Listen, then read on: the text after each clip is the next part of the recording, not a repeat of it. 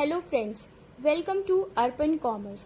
My self Shivangi Tiwari and आज हम लोग पढ़ेंगे economics, class 12th economics, first chapter, that is economics, economy and central problems of an economy.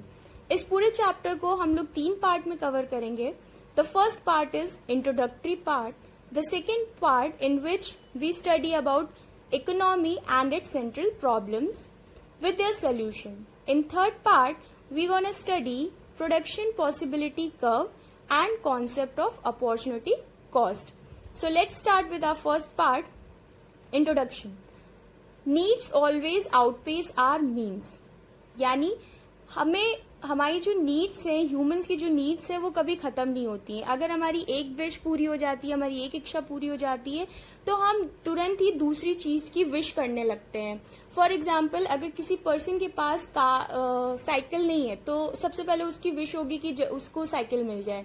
Then जैसे उसके पास cycle हो जाती है, देन फिर वो उससे सेटिस्फाई नहीं रहेगा, फिर उसकी विश बढ़कर क्या हो जाएगी कि नहीं, अब उसके पास मोटरसाइकिल भी हो जाए। सो देन अगर मोटरसाइकिल भी हो जाती है, फिर वो मूव ऑन कर जाएगा कि नहीं, अब उसके पास कार हो जाए। तो देखा जाए, जैसा कि कहा जाता है कि जो ह्यूमन है वो वांटिंग एनिमल्स है, तो उसकी जो विशेस हैं, जो डिजायर्स है, वो नेवर एंडिंग है, मतलब कभी खत्म नहीं होंगी, और वो एक के बाद एक कुछ ना कुछ विश करता रहेगा, डिजायर करता रहेगा, और उसकी जरूरतें बढ़ती ही रहती हैं। The second point is scarcity of resources is a stark reality. अब बात आती है कि जो हमारे पास जो रिसोर्सेज अवेलेबल हैं हमारी वांट्स और नीड्स को पूरी करने के लिए, वो बहुत ही कम मात्रा में अवेलेबल है, जो कि एक बहुत ही कड़वा सच है। सो फ्रेंड्स, अबाउट 2 पॉइंट्स हमारा जो कंक्लूजन निकलता है वो ये निकलता है कि जो रिसोर्सेज हैं वो एक तो स्केयर्स हैं, एंड द सेकेंड थिंग कि जो स्केयर्स रिसोर्सेज हैं हैव अल्टरनेटिव यूजेस, यानी उन्हें हम एक से ज्यादा तरह से यूज कर सकते हैं। सो दोस्तों, इस पॉइंट को और भी क्लियरली समझने के लिए हम एक एग्जांपल लेते हैं। एक लैंड लेते हैं, एक जमीन का टुकड़ा, जो कि क्या है, आ स्केयर्स मीन्स ऑफ प्रोडक्शन है, ठीक है। अब इस एक लैंड के टुकड़े को हम लोग कई तरह से यूज कर सकते हैं। कैसे? एक तो हम इस पीस ऑफ लैंड को टू बिल्ड फैक्ट्रीज बनाने के लिए यूज कर सकते हैं। सेकेंडली, हम इसे हाउस को कंस्ट्रक्ट करने के लिए यूज कर सकते हैं। थर्डली, हम इसको क्रॉप्स को ग्रो करने के लिए यूज कर सकते हैं। तो यहाँ पे जो मतलब हम कहने का ये है कि हमारे पास लैंड का टुकड़ा जो है वो सिर्फ एक है, अकेला, ठीक है, वो स्केयर्स है, लेकिन उस लैंड को हम मल्टीपल यूजेस में ला सकते हैं। उसे हम फैक्ट्री कंस्ट्रक्ट करने के लिए, गुड्स हाउसेस कंस्ट्रक्शन के लिए, क्रॉप्स को ग्रो करने के लिए यूज कर सकते हैं।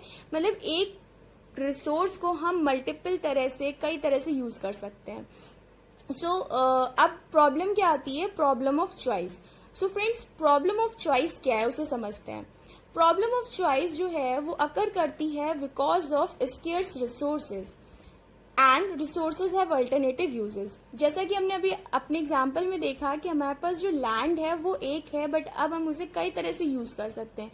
सो ऑब्वियसली हमारे सामने जो प्रॉब्लम आएगी वो ये आएगी कि अगर हमारे पास जो लैंड है उसको हम किस बेस्ट मेथड या किस बेस्ट वे में यूज करें ताकि हमारा जो भी प्रॉफिट है वो ज्यादा से ज्यादा हो सके। ऑब्वियसली तो अब हमारे पास जो प्रॉब्लम आई वो क्या आई? Problem of choice. अब हमें ये समझना है कि हमें कौन सा मेथड ऑप्ट करना है, तो उसके लिए हमें बहुत से प्रोज एंड कॉन्स डिस्कस करने होते हैं, एनालाइज करने होते हैं। तो जो ये प्रॉब्लम ऑफ चॉइस है वो हमारी जो बेसिक इकोनॉमिक प्रॉब्लम को अराइज करती है, जिसकी वजह से, इस प्रॉब्लम ऑफ चॉइस की वजह से हमें जरूरत पड़ी economics as a subject of study. Then comes to economics. Friends, अब हमें जानना है कि इकोनॉमिक्स बेसिकली है क्या। Economics is the study of economic issues arising out the fact. Economics एक ऐसा सब्जेक्ट है जिसमें हम स्टडी करते हैं किस चीज की? इकोनॉमिक इश्यूज की। कौन सी इकोनॉमिक इश्यूज? जो कि प्रॉब्लम ऑफ चॉइस की वजह से अकर कर रहे हैं।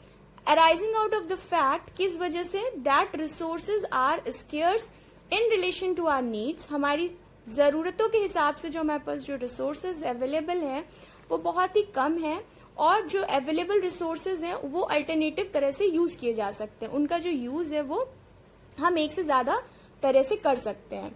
देन फर्दर जो है इकोनॉमिक्स जो है वो डिवाइड होता है 2 पार्ट्स में, that is microeconomics and macroeconomics. So first of all हम माइक्रो इकोनॉमिक्स के बारे में पढ़ते हैं। माइक्रो इकोनॉमिक्स क्या है? Is that branch of economics which studies economics problem relating to individual economic units, यानी कि ये वो ब्रांच है हमारे इकोनॉमिक्स की जिसमें हम इकोनॉमिक प्रॉब्लम्स स्टडीज करते हैं। किस बेसिस पे? इंडिविजुअल इकोनॉमिक यूनिट्स के बेसिस पे, जिसमें क्या क्या आता है, जैसे हम एक कंज्यूमर की बात करेंगे, एक प्रोड्यूसर, तो इस पूरे सब्जेक्ट में हम ये स्टडी करेंगे कि एक अकेले कंज्यूमर, एक अकेले प्रोड्यूसर को किस तरह की चीजें फेस करनी पड़ती हैं। सपोज एक कंज्यूमर है, ठीक है, तो उसकी एक पर्टिकुलर इनकम है, तो अब उसके पास क्या क्या प्रॉब्लम्स आएंगी, एक कंज्यूमर के पास क्या प्रॉब्लम आएंगी, how to allocate his given income to maximise his satisfaction. अब वो अपनी जो भी इनकम वो अर्न कर रहा है उसको किस तरह से एलोकेट करे डिफरेंट गुड्स एंड सर्विसेज में, सो डैट जो उसका सेटिस्फैक्शन है वो मैक्सिमाइज हो सके। वो मतलब जो भी वो पैसा गुड्स और सर्विसेज पे स्पेंड करे उससे वो पूरी तरह से संतुष्ट हो सके। Then comes to the problem of producer. अब एक प्रोड्यूसर किस तरह की प्रॉब्लम्स फेस करता है? प्रोड्यूसर जो है उसको इस तरह की प्रॉब्लम हो सकती है जैसे कि to choose combination of inputs he use, मतलब विच काइंड ऑफ कॉम्बिनेशन वो इनपुट का यूज करे। इनपुट्स में हमारे लेबर्स, कैपिटल आते हैं, ताकि एक बेस्ट कॉम्बिनेशन यूज करके वो अपनी प्रोडक्शन की कॉस्ट को कम कर सके। सेकेंड चीज क्या आती है? The commodity he should produce. अब उसके सामने एक और प्रॉब्लम ये भी आती है कि किस तरह की कमोडिटी वो प्रोड्यूस करे। तो इन सारी चीजों को ध्यान में रखते हुए उसे अपने डिसीजंस लेने होते हैं, और इन सब का मोटिव क्या होता है? To maximise his profit. So in microeconomics हम जो है स्टडी करते हैं इकोनॉमिक इश्यूज इंडिविजुअल यूनिट्स पे, जिसमें हम एक कंज्यूमर, एक प्रोड्यूसर की फेस की हुई प्रॉब्लम ऑफ चॉइस को डिस्कस करते हैं, जिसमें कंज्यूमर का जो मेन मोटिव होता है टू मैक्सिमाइज हिज सेटिस्फैक्शन, कि उसको मैक्सिमम सेटिस्फैक्शन मिल सके, और प्रोड्यूसर का मेन मोटिव क्या होता है कि वो मैक्सिमम प्रॉफिट अर्न कर सके। Then comes to macroeconomics. Macroeconomics क्या होता है? Is that branch of economics which studies economic problem relating to economy as a whole. अब इसमें क्या है, ये भी एक इकोनॉमिक्स की ब्रांच है जिसमें हम इकोनॉमिक इश्यूज ही डिस्कस करते हैं, बट पूरी इकोनॉमी को एक साथ लेके। यहाँ पे हम किसी भी इंडिविजुअल यूनिट्स के बारे में डिस्कस नहीं करते हैं, जस्ट लाइक माइक्रो इकोनॉमिक्स। यहाँ पे हम पूरी इकोनॉमिक इश्यूज को डिस्कस करते हैं एज अ होल।